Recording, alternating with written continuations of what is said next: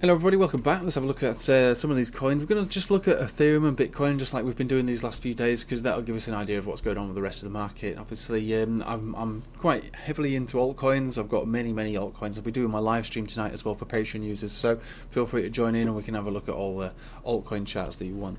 But really, we just wanted to know the overall picture, which is basically playing out.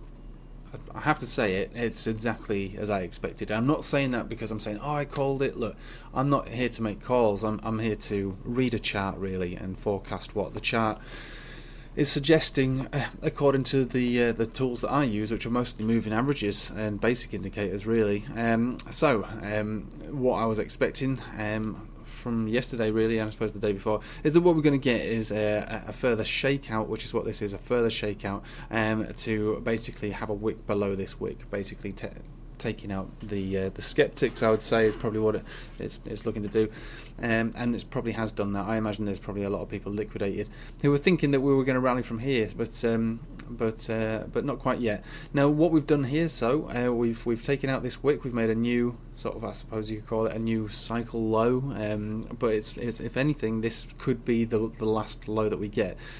It's not obviously the case. It could drop further, and if it were to, it would be the green 50 exponential, and then it would be a moonshot up into 60s and beyond, I would say. The Ichimoku Cloud conversion baseline cross still in play here, still got divergences. As far as the trend is concerned, it's very much still bullish.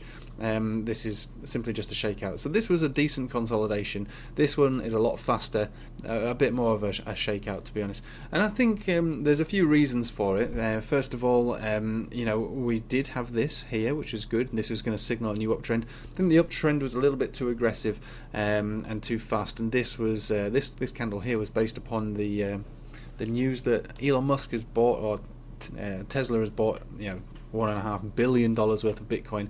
Basically, that basically speeded up this uptrend to the point where it probably couldn't take it. It wasn't organic enough. So we had a big move up and essentially a crash back down.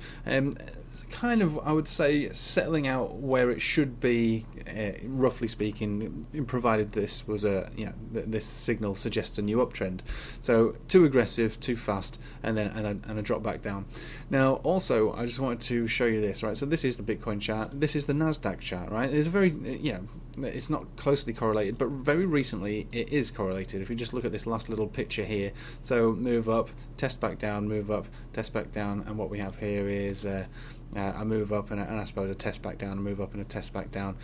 It's not obviously correlated exactly, but what it is it does show correlation to the overall trend, and I suppose this recent downtrend. So that we've had 1, 2, 3 and a bounce and coming back down, and we got a similar 1, 2, 3 bounce coming back down, and I suppose a bounce here. So we've also got to look at the Dixie chart as well, which is destined to break down, but at the moment it's actually bouncing these last couple of days, but it is destined to break down. So there's that in our favour. So I'm very bullish on the overall picture of Bitcoin, and this could be the bounce that takes us up to the 60s.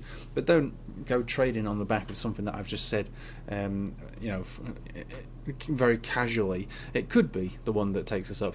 It may not be. We could break down from here even further, and if we did, it would be these zones between 4,800 to 41,600, thereabouts. Basically, either the 50 simple or the 50 exponential moving average. That should provide us a bounce. Also, the bottom of this Bollinger Band as well. So, I mean, that's how some of these altcoins have behaved already.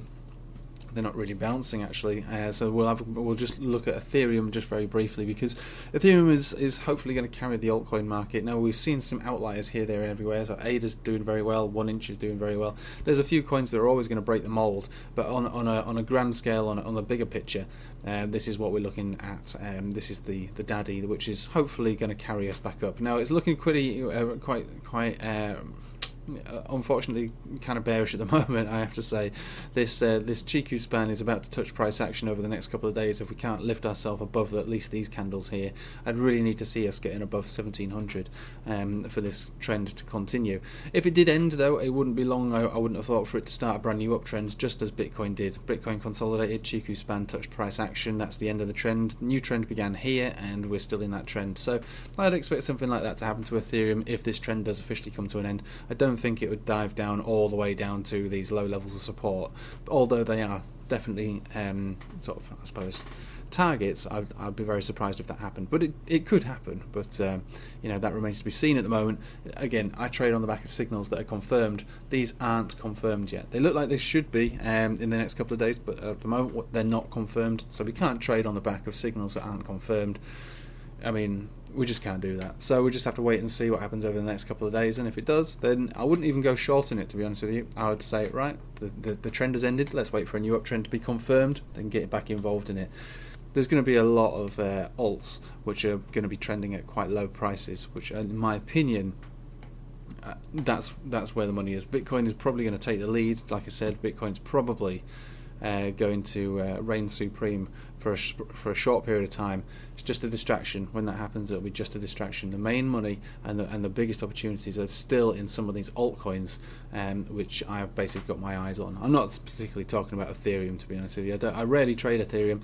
I look at Ethereum more as an indicator rather than an asset of interest for me. So that is the overall vibe. Let's have a look at the Bitcoin dominance. Neither here nor there. Surfing around the centre of the Bollinger Band just above. We've got a bearish chart, so this does want to come down further. But for the moment, we're playing within a range from these moving averages here to this uptrend of support. And one way or another, it is going to break. It's either going to break to the up or break to the down. But for the moment, we're right in the middle of it. And it pretty much would tie into the way that this is looking. Slightly looking towards the bullish momentum of a move up in the very short term, and then a breakdown, and then hopefully a further breakdown below this trend line, which would be significant because this is a multi-year support line. If we break down below here, alts will really get a really decent rally.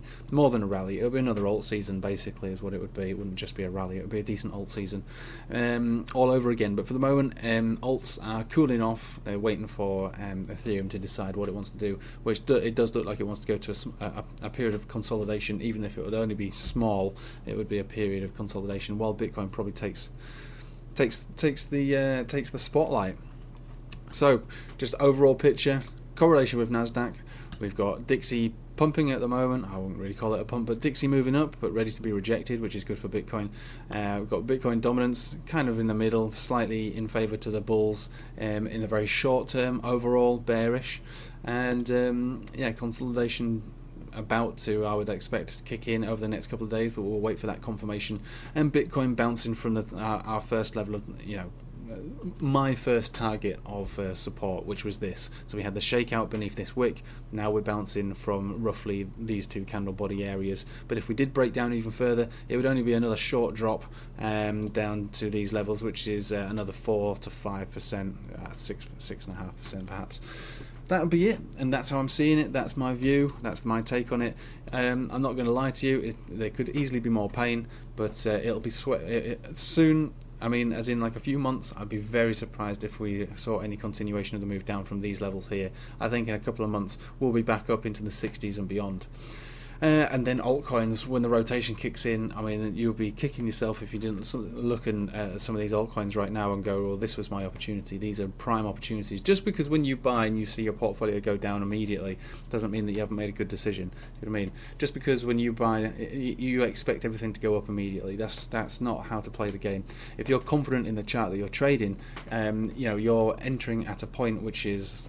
it's never going to be the perfect entry. I mean, sometimes you'll be lucky and you'll be buying and it just goes up from there, or you're buying as it breaks out and continues to go up. But generally, if you're looking to hedge into into anything, don't expect to make money from the second that you press that button. Why should it go up because you pressed that button? Unless you're a whale, that sort of thing's not going to happen, or it's unlikely to happen. And so don't get too upset if you've made a purchase down at these levels and it continues to go down.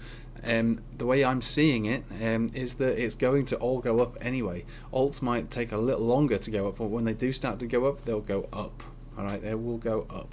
Anyway, always trade on the back of your own fundamental analysis, on your own technical analysis, and your own confidence. Don't trade on the back of anything that I've said. This is what I'm planning on doing. Doesn't necessarily mean it's the right thing to do. Anyway, I'll see you this evening on the live stream. If you're a Patreon user, if you're not, £7.50 a month, get 2 live streams a week, every week, and exclusive content and this, that, and the other. Anyway, I'll leave it with you there. Hope you have a nice day and take it easy.